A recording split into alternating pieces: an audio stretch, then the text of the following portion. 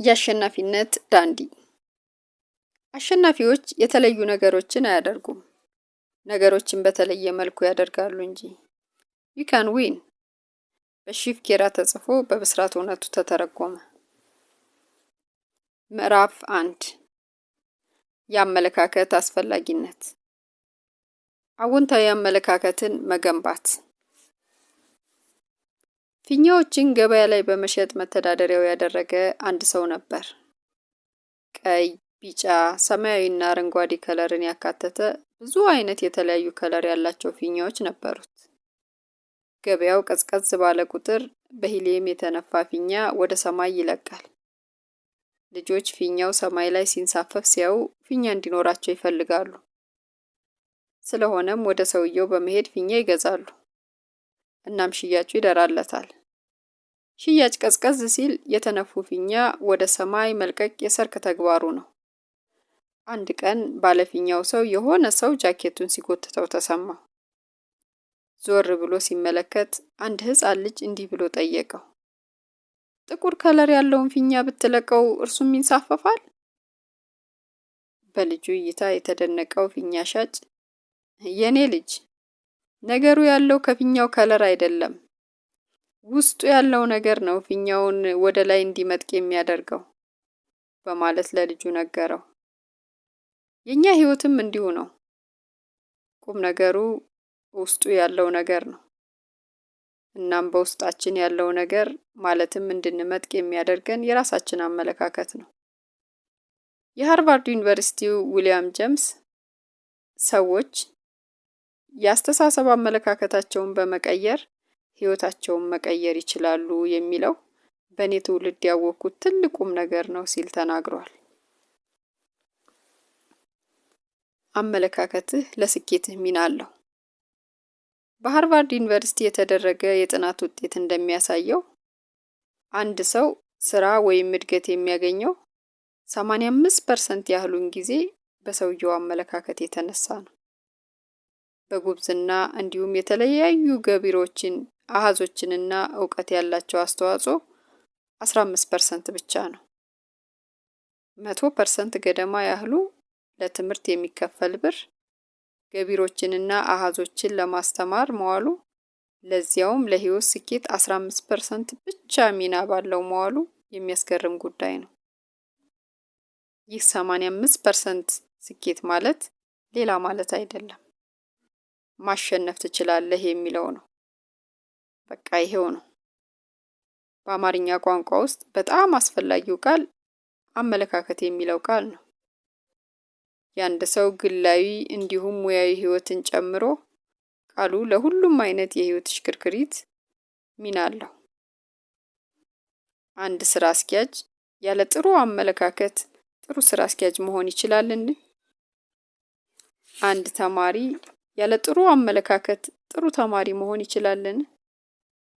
ወላጆች፣ አስተማሪዎች፣ የሽያጭ ሰራተኞች፣ ቀጣሪዎች ወይም ተቀጣሪዎች ያለ ጥሩ አመለካከት በየፊናቸው ጥሩ መሆን ይችላሉን? ባንተ የተመረጠው ሙያ ምንም ይሁን ምን የስኬት መሰረቱ አመለካከት ነው። አመለካከት እንዲህ ለስኬት አበይት ምክንያት ከሆነ ስለ ህይወት ያለህ አመለካከት መፈተሹ እንዲሁም ያንተ አመለካከት ዓላማዎችን በምን መልኩ ተጽዕኖ እንዳደረገበት መጠየቁስ አይበጅም ትላለህ? የአልማዝ ምድር። በአንድ ወቅት አፍሪካ ውስጥ ሀፊዝ የሚባል ደስተኛና ባለው ነገር የሚረካ ገበሬ ነበር። ሀፊዝ ደስተኛ ነበር፣ ምክንያቱም ባለው ነገር ስለሚረካ። ሀፊዝ ባለው ነገር ይረካል፣ ምክንያቱም ደስተኛ ስለነበር። አንድ ቀን አንድ ብልህ ሰው ወደ እርሱ መጣና አልማዝ ስላለው ክብርና ስለሚያስገኘው ኃይለኛ ጥቅም ነገረው።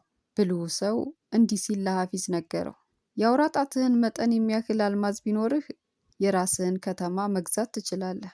ቡጢህን የሚያክል አልማዝ ቢኖርህ ምናልባት የራስህን የሆነ አገር ባለቤት ሊያደርግህ ይችላል። እናም ብልሁ ሰው ይህን ነግሮት ሄደ። ያን ምሽት ሀፊዝ መተኛት አልቻለም። ሀፊዝ ደስተኛ ያልሆነና ባለው ነገር የማይረካ ሆነ። ሀፊዝ ደስተኛ አልሆነም፣ ምክንያቱም ባለው ነገር ስላልረካ። እንዲሁም ባለው ነገር ያልረካ ሆነ፣ ምክንያቱም ደስተኛ ስላልነበር። በሚቀጥለው ቀን ጠዋት ሐፊዝ የእርሻ ቦታውን ሽጦ በገንዘቡ ቤተሰቦቹ እንዲኖሩበት አመቻቸና አልማዝ ፍለጋ ጉዞውን ጀመረ። አፍሪካን በሙሉ አሰሰ፣ ነገር ግን አልማዝ ሊያገኝ አልቻለም። አውሮፓንም በሙሉ ቢያስስ ምንም አልማዝ ለማግኘት ሳይችል ቀረ። አካሉ ደቆ፣ ስሜቱ ላሽቆ፣ ገንዘቡ አልቆ ነበር ስፔን የደረሰው። ሐፊዝ መቋቋም ስላልቻለ ራሱን ወደ ባርሴሎና ወንዝ ወርውሮ ሕይወቱን አጠፋ። አገር ቤት የሐፊዝን እርሻ ቦታ የገዛው በእርሻ ቦታው በሚያልፈው ምንጭ ላይ ግመሎች ውሃ እያጠጣ ነበር። ምንጩ በሚፈስበት ትንሽ እልፍ ብሎ የጠዋት ፀሐይ ጨረር አንድ ድንጋይ ላይ ሲላተም ድንጋዩን እንደ ቀስተ ደመና ሲያብረቀርቅ አየሁ። ድንጋዩን ሳሎን ቤቱ ውስጥ ቢያስቀምጠው ደስ እንደሚል አሰበ። ድንጋዩን አነሳና ኮረጆ ውስጥ አስቀመጠው። ያን ቀን ከሰዓት ብልሁ መጣና ድንጋዩ እየተንቀለቀለ ሲያብረቀርቅ ተመለከተ። ሐፊዝ ከሄደበት ተመልሷል በማለት ጠየቀ። አልተመለሰም። ለምን ጠየቀኝ? አለ አዲሱ የእርሻ ቦታው ባለቤት። ምክንያቱም ያ አልማዝ ስለሆነ ነው። አልማዝን ገና ሳየው ነው የማውቀው አለ ብልሁ ሰው። አይደለም፣ ያ ከምንጩ ውስጥ ያገኘው ድንጋይ ነው። ና አሳይሃለሁ፣ ሌላም ብዙ አለ አለ ሰውየው። ወደ ምንጩ ሄዱና የተወሰኑ ናሙናዎችን ለቅመው እንዲፈተሹ ላኳቸው። በእርግጥም ድንጋዮቹ አልማዝ ነበሩ። የእርሻ ቦታው እውነትም የአልማዝ ምድር መሆኑን አወቁ። ይህ ታሪክ የሚያስተምረው ሞራል ምንድን ነው? 6 ሞራሎች አሉት። 1. አመለካከታችን ትክክል ሲሆን እኛ የምንራመድበት አልማዝ ምድር በአልማዝ ምድር ላይ እንደሆነ ይገባናል። ምቹ አጋጣሚ ሁል ጊዜም ቢሆን ያለው ከእግራችን ስር ነው። የትም ቦታ መሄድ አይጠበቅብንም። የሚጠበቅብን አንድ ነገር ቢኖር ይህን ለይቶ ማወቅ ነው። 2. የቆጡን አውርድ ብላ የብብቷን ጣለች። 3. እኛ ቆጡ ላይ ያለው ነገር ላይ አይናችንን በምንጥልበት ጊዜ በብብታችን ስር ያለው ነገር ላይ አይናቸውን የጣሉ ሌሎች ሰዎች አሉ። ብብታችን ውስጥ ስላለው ነገር ከኛ ጋር ቢለዋወጡ ደስታቸው ነው። 4. ምቹ አጋጣሚ እንዴት ተለይቶ እንደሚታወቅ የማያውቁ ሰዎች ምቹ አጋጣሚ ሲያንኳኳ እንደ ረብሻ በመቁጠር ይነጫነጫሉ። 5. ምቹ አጋጣሚዎች በቀላሉ የሚታወቁት ሲሄዱ እንጂ ሲመጡ አይደለም። 6. ምቹ አጋጣሚ የሚያንኳኳው አንድ ጊዜ ብቻ ነው።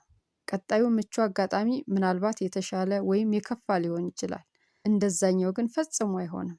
ለዚህም ነው ትክክለኛውን ውሳኔ በትክክለኛው ሰዓት መወሰን በጣም አስፈላጊ የሚሆነው። በተሳሳተ ሰዓት የተወሰነ ትክክለኛ ውሳኔ የተሳሳተ ውሳኔ ይሆናል።